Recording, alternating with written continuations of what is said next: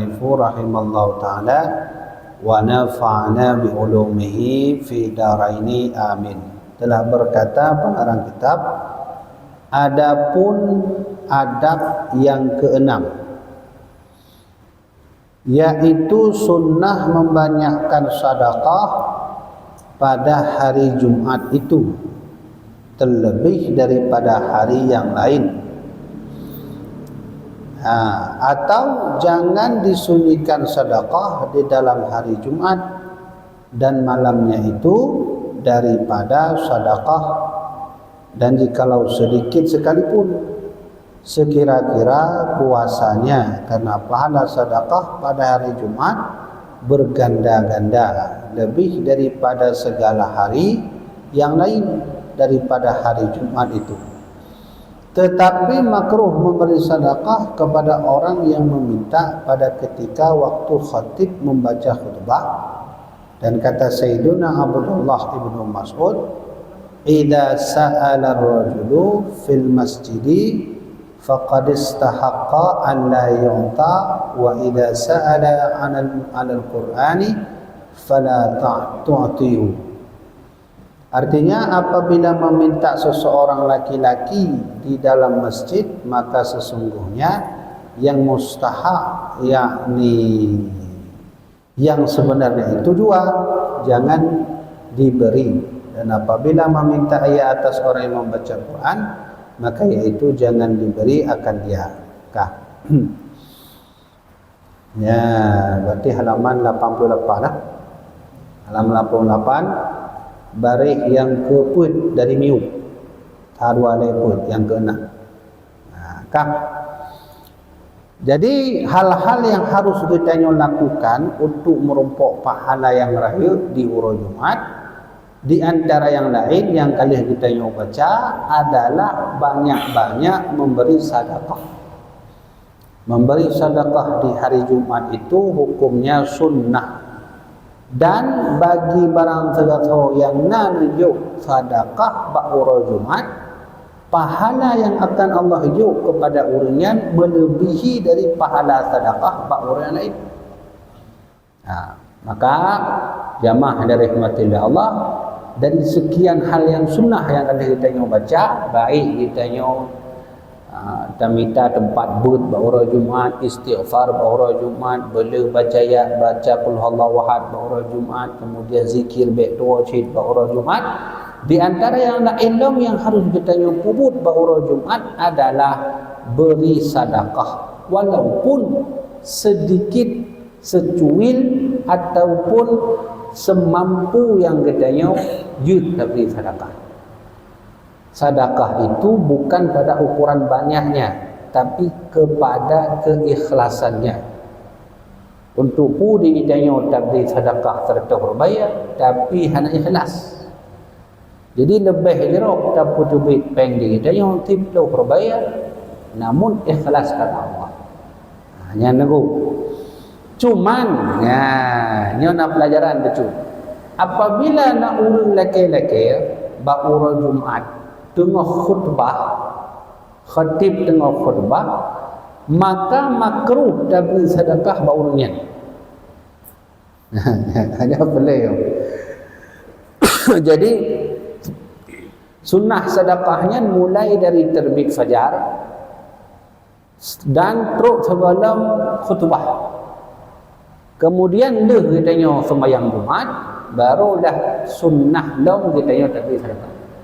Adapun tengah khatib berkhutbah, kira-kira mungkin ditanya merumpok sira urang yak lekepeng macam contoh yang makruh tapi sedekah. Bahkan salah satu sahabat Nabi bernama Ibnu Mas'ud, beliau berkata, idza sa'ala ar-rajulu fil masjidi faqad istahaqqa an la yu'ta. Kalau ada orang minta-minta, khatib sedang berkhutbah dan dia di dalam masjid, kata beliau, la yu'ta, jangan kasih, jangan kasih.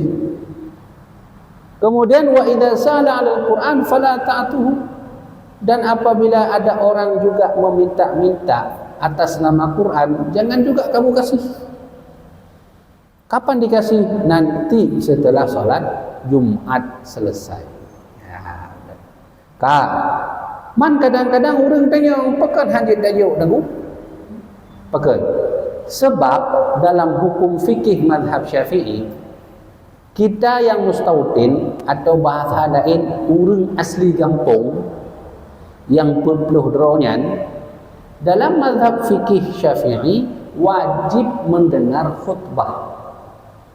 Menyamakan segala sesuatu yang tak pula lalai ditanya sehingga han terdengar dia khutbahnya hukumnya haji.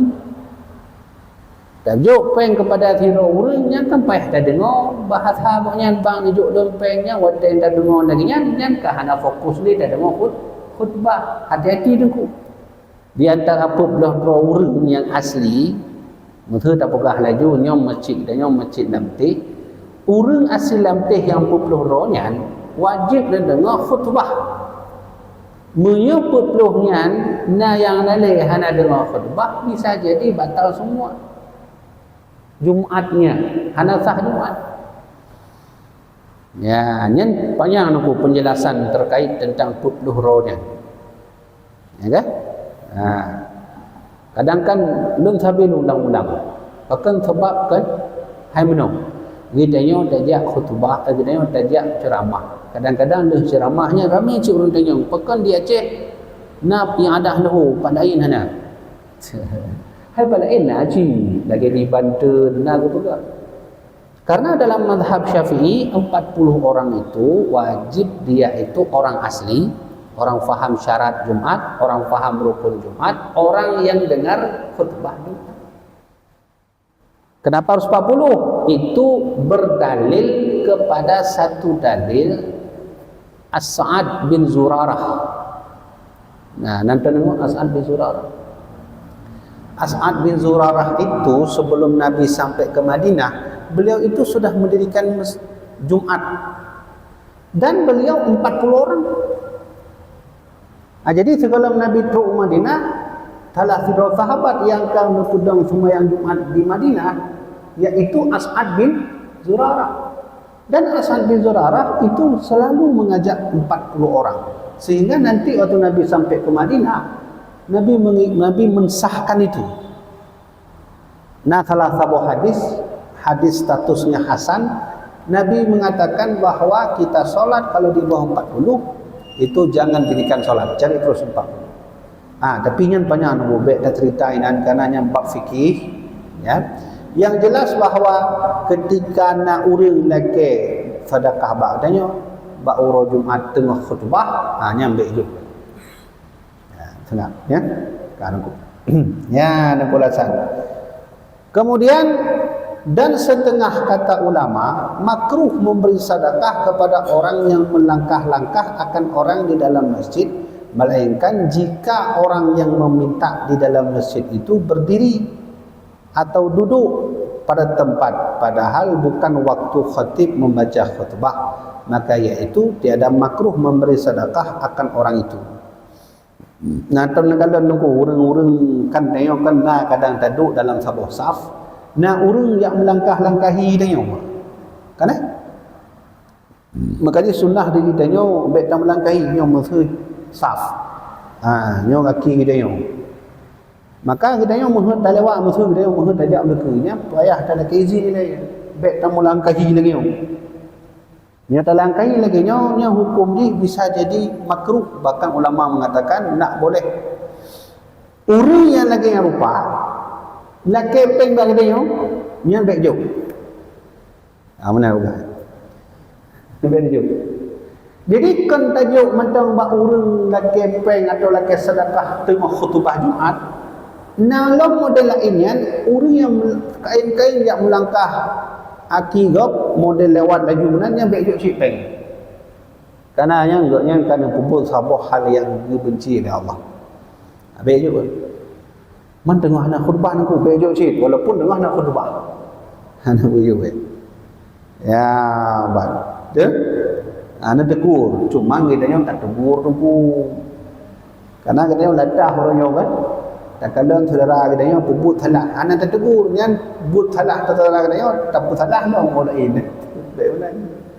Dia tegur. Dan cara tegur dia bergerak. Baik model dia lagi ukah je benarnya ke habis tu.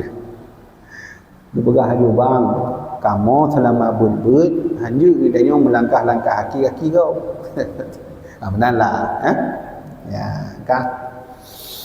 Kemudian kata Imam Al-Ghazali di dalam kitabnya, apa itu kata beliau? Man at'ama miskinan yaumal jum'ah thumma ghadawa ibtakiru wa lam yu'dha ahadan thumma qala hina yaslamul imamu bismillahirrahmanirrahim al-hayyul qayyum as'aluka an taghfirali wa tarhamni wa ta'afini minan nari thumma da'alahu bima badalahu istajib lahu. Artinya barang siapa yang memberi makan akan orang miskin pada hari Jumat, kemudian maka berpagi-pagi bersegera ia pergi ke masjid dan tiada menyakiti ia akan seorang, kemudian maka mengata ia pada ketika memberi salam imam daripada sembahyang Jumat, bismillah bismillahil hayyil qayyum hingga akhir doa ini. Maka kemudian meminta doa ia barang yang zahir baginya, yakni dengan barang yang dikehendakinya, niscaya mustajabkan Allah Ta'ala baginya. Ya, nego menyumaha doa kita yang bagah dikabulkan oleh Allah, mudah cara ni nego ne mepeng becut puduk dalam belum nejak sembahyang Jumat di papat na urang nak ke sedekah, atau mungkin hana urang nak ke sedekah namun tak beri sedekah lehnya tajak Jumat agak bengah becut betul tak tajak tengah khatib khutbah tajak baik-baik menan minimal puas ibda tajak lehnya ketika khatib tengah berkhutbah ditanya mohon maaf dengan ketika katanya sembahyang Jumat takun bismillahil hayyil qayyum dengan tanda kira Allah doa, insya-Allah kata Imam Ghazali kabulan doanya itu dipercepat oleh Allah Subhanahu wa taala. Ya, kemudian berarti mana? Berarti tunggu le doa yang kadang mata tadake haning kegemukan oleh Allah. Kadang-kadang na doa wate tam dake Allah dikabulkan oleh Allah langsung. Kibanjaran aku mudah lakukan amaliah ini kalau ingin doa cepat dikabulkan.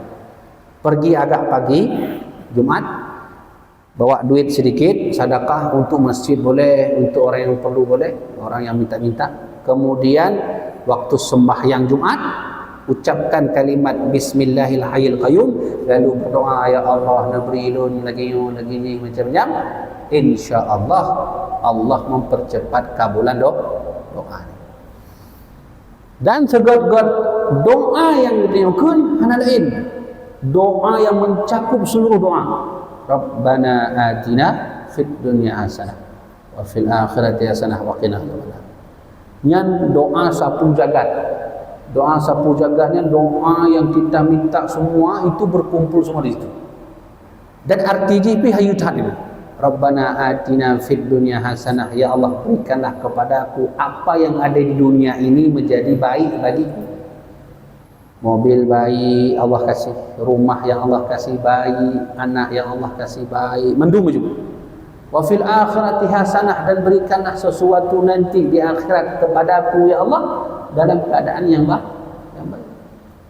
Bukan saya menjadi percaya Rabbana atina fid dunya hasanah. Ya, sudah. Belum cerita bacut tunggu. Jadi dulu hebatnya Sultan Aceh kita dulu. Ya, ini sedang kita bahas sedekah hari Jumat. Siapa di antara sultan kita yang pernah atau selalu kalau hari Jumat itu selalu bawa duit untuk kasih sedekah? Dulu itu ada salah seorang sultan namanya Sulaiman. Ya, Sulaiman ingat Sulaiman? Ya, Syekh Sulaiman. Kalian cerita Pak Don. Syekh Sulaiman itu salah seorang sultan Aceh yang mendunia. Bahkan Syekh Sulaiman ini ditulis catatannya oleh Syekh Nuruddin Aramiri dalam kitab Bustanus Salatin. Kata beliau apa? bahwa beliau ini, kata Syekh Nuruddin, orangnya bijaksana, namanya masyhur di seluruh dunia. Tahu kan Syekh Nuruddin berbuat? Syekh Nuruddin itu ulama India yang datang ke sini. Syekh Sulaiman dengan Syekh Nuruddin ini itu tidak jauh hidupnya. Jadi ketika beliau diminta untuk tulis kitab, beliau tulis kitab. Syekh Nuruddin ini tulis kitab.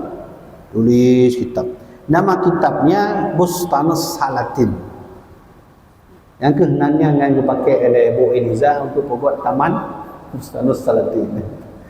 Itu nama kitab Syekh Nuruddin. Atau kitabnya berupa nasihat-nasihat dalam literatur sejarah, mulai dari Nabi Adam, Nabi Musa, Nabi Isa, sampai kepada seorang sultan bernama Sulaiman. Beliau bilang bahwa dia maksudnya sultan itu, namanya itu mendunia, masyhur. Nah, Syekh Sulaiman ini kalau pergi Jumat, beliau bawa duit. Bawa duit dia bawa duit. Yang pegang duit ajudannya, kadang beliau bawa sendiri. Dan hayurjinya sultannya dulu, ketika sembahyang Jumat, kadang-kadang mentepak aja. Ada pejabat tinggi, hai menyobahnya presiden, pimpinan negara, mentepak aja. Ya, khusus uro Jumat mentepak aja. Jadi banyak Sultan Aceh begitu. Yang ngeleng kena cerita, nyo Sultan yang kutip uro Jumat memepai, yang di papan urang itu kejuk. Dia kasih duit, kasih. Habis salat Jumat dia kasih semua. Nah, Syekh Sulaiman inilah yang nantinya disebut dengan Sultan Al-Imam Al-Adil Iskandar Muda Mughta Alam. Jadi nan asli Syekh Iskandar Muda Sulaiman. Syekh Sulaiman yang asli. Ternyata yang kita nyobutnya, malamnya bahwa sedekah bahwa Jumatnya kagak puput oleh Sultan dia. Sudah lama diamalkan oleh Sultan dulu. Makanya dulu sultannya begitu, rakyatnya lebih begitu. Makanya negeri Aceh dahulu itu lebih makmur dari sekarang. Sebab kan sultan menang ke bubur, pulang rakyat. Ya kan? Kalau pemimpin sudah begitu, rakyat itu dah loyal. Loyal itu mau siap apapun yang ingin dimintai oleh sultan. Semua yang dikasih. Nah, oleh karenanya Syekh Sulaiman, Sultan Iskandar Muda sudah berbuat yang demikian. Nah, yang menang kitanya rakyat Aceh, walaupun konde Sultan Sulaiman yang jadi kerajaannya, tapi boleh. Kerajaannya orangnya konde Syekh Sulaiman. Ya, dengar. Kerajaannya apa ini? Aku benar-benar lah semua. Kan aku hayu tak kerajaannya orangku. Uronyan kan lalu cerita Cik Baron ku, ada lagi seorang Sultan Aceh namanya Sultan Malik Az-Zahir. Malik Az-Zahir itu hidup pada masa Samudra Pasai. Sultan nomor 6. Entah nomor 6, nomor 5 Samudra Pasai.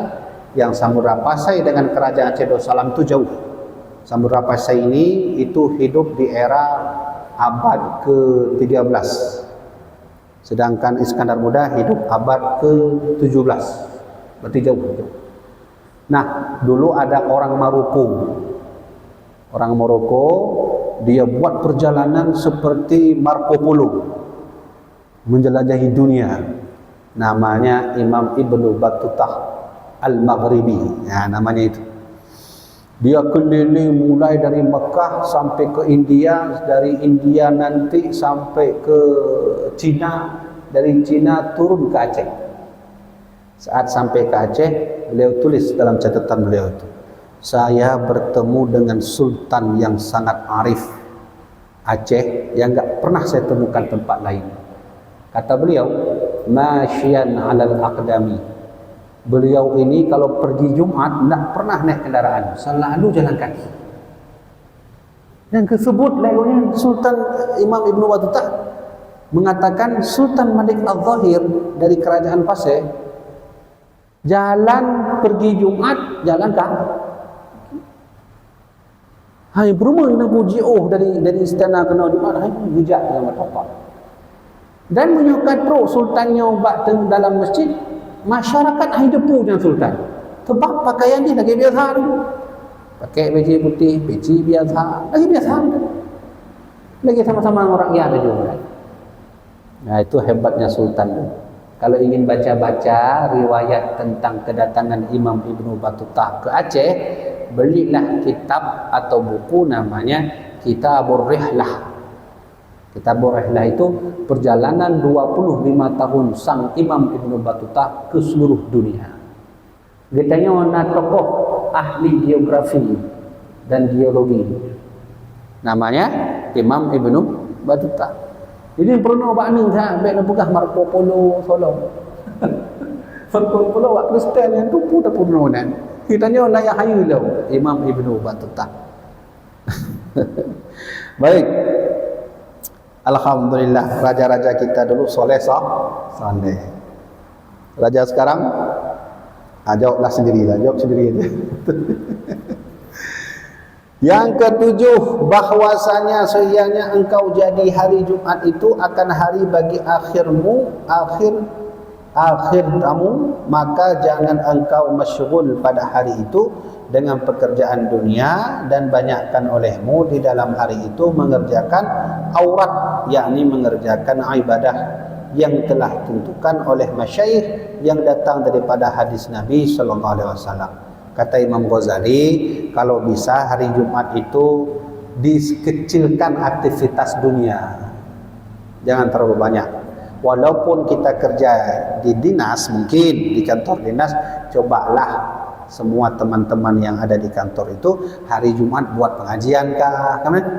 Nah, buat somadiyah kah, buat tahlil.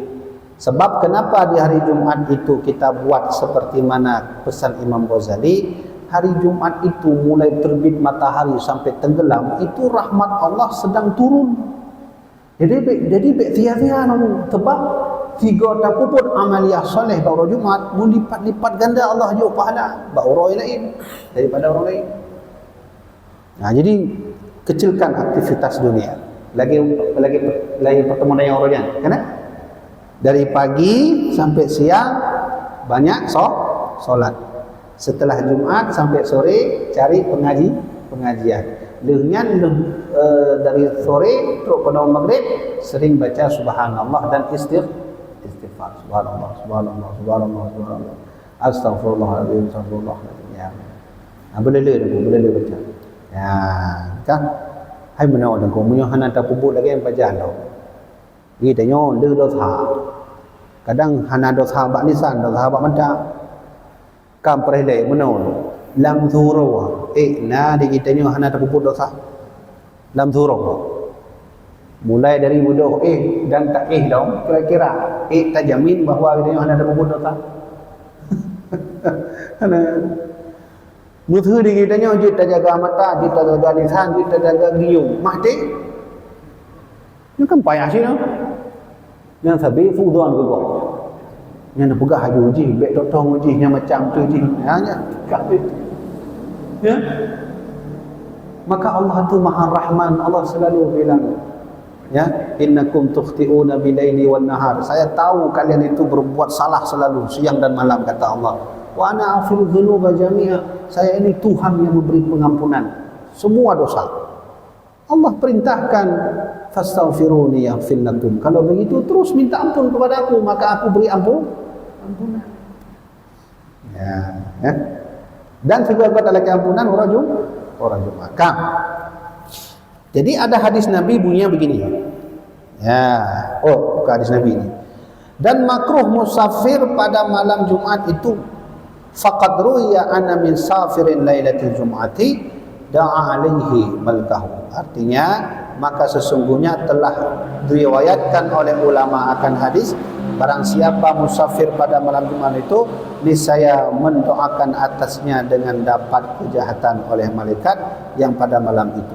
Dan haram musafir kemudian daripada terbit fajar shadiq, dan makruh berjual dan beli di dalam masjid. Jadi hari Jumaat pun yang hanya tak pubut denggu menyujud malam Jumaat baik tak lakukan musafir. Menyujud kena orang kampung bawa orang satu benda.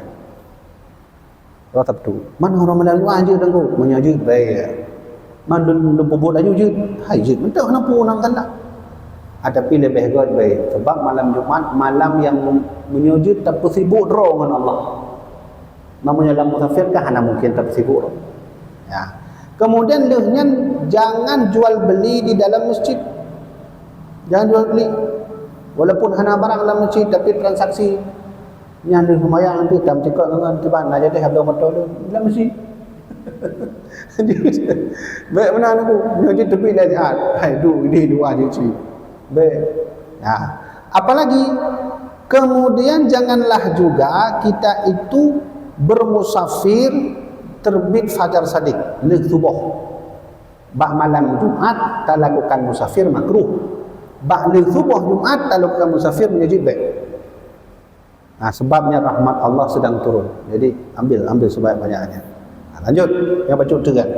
Wa quriha ba'dal salaf dan seterusnya hanal baca di Arab dan kata setengah ulama yang dahulu-dahulu makruh membeli air di dalam masjid daripada orang yang berjualan air di dalam masjid. Makruh ini. Dino kan karena kulkas di dalam masjid. Menyujudnya sedekah juga. Sedekah. Dan sebaik-baik memberi sedekah termasuk memberi air. Jadi baik-baik nanda. Mana naurin jaga kita duduk peg sama masjid. Enggak boleh berjualan situ. Apa hukumnya? Makruh. Dan hendak minumkan dia atau karena hendak disedekahkan air dalam masjid hingga tiada ia dinamakan membeli sesuatu dalam masjid itu, maka karena bahwa berjual dan membeli dalam masjid itu makruh. Dan kata mereka itu tiadalah mengapa jika diberi harganya itu dahulu masjid kemudian maka diminum atau disedekahkan dalam masjid. Lagi bukan minum sedekah nak masalah. Sedekah nak masalah. Ada seorang anak muda datang. Ya Rasulullah, inna ummi qad matat. Nabi, mak saya tak ada lagi, sudah meninggal Nabi. Tapi mak saya enggak berikan wasiat apapun. Ayu atasaddaqah anha. Saya ingin sedekah untuk mak saya yang enggak ada lagi. Bisa Nabi? Bisa. Sedekah paling baik apa Nabi? Kata Nabi, saqyul ma, kamu beli air, berikan kepada orang lain. Maka beli air berikan kepada orang itu pahalanya langsung ke mak atau ke ayah atau siapapun yang kita niatkan pahala. Kanyo Aisyah. Nah, kita baca sekali lagi. Dan sebenarnya hendaklah engkau himpunkan pada hari Jumaat itu antara sembahyang dan puasa dan sedekah membaca Quran, zikir, membaca selawat atas Nabi, i'tikaf, dan hendaklah engkau jadikan hari Jumaat itu tertentu bagi akhiranmu, maka mudah-mudahan jadilah kafarat bagi segala hari yang lain daripada hari Jumaat itu. Wallahu a'lam. Nah itu. Jadi kesimpulan semua penjelasan yang sudah kita jelas. Intinya kalau bisa hari Jumat itu sering sembahyang, sering sedekah, sering baca Quran, sering berzikir, sering salawat, sering baca salawat pada Nabi, sering iktikaf. 6 buah ini. Satu lagi, sering puasa. Ulang 3 amaliyah yang sunnah dikerjakan Jumat: sembahyang, puasa, sedekah, baca Quran, zikir, baca salawat, iktikaf. Pilih mental di antara yang muhim mana. Ya, benar. Tentu tentang Ya. adalah menjadi selata mentadi tanah dia malam menawar pentingnya tanah dia yo eunan amatkan amanto mentadi menawar yo tanah dia hampir dia je napu. Je cok anak tanah. Yang penting baik lagi. mentadi waktu menyuruh ba adanya hanak tam lagi hanam tanah. Bunuh kejadian adanya urang lagi.